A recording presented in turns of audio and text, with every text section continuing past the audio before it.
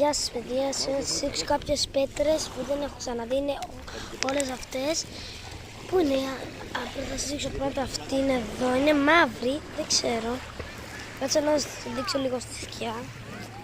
Μου αρέσει πάρα πολύ αυτή η πέτρα, κοιτάξτε λίγο πως είναι. Πάμε στη δεύτερη. Ωραία.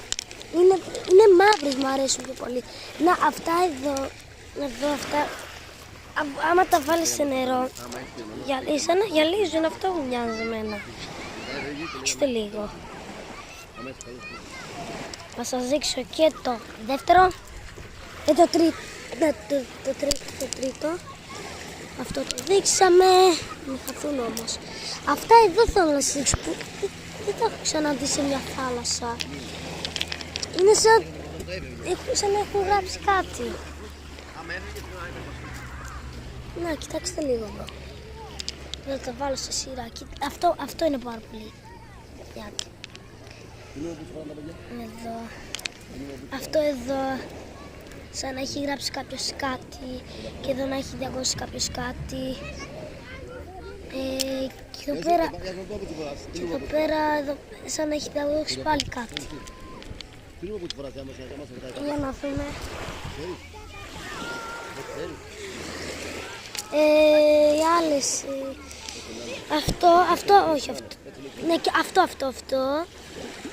δεν ξέρω τι είναι. Πάμε στην άλλη, κοιτάξτε λίγο πόσες μεγάλες είναι αυτές. Είναι πάρα πολύ μεγάλες. Θα σας δείξω την πρώτη τελευταία που είναι αυτή και σας δείξω. Αυτή είναι εδώ πέρα, αυτή μου αρέσει πάρα πολύ. Είναι πάρα πολύ ωραία αυτή. Εμένα πιο πολύ μου αρέσουν αυτά εδώ. Αυτά εδώ πέρα. Δείξτε λίγο πόσο ωραία είναι. Πιο μακριά το κινητό. Είχα άλλες πέτρες. Και αυτή. Και αυτή. Αυτό ήταν παιδιά το βίντεο.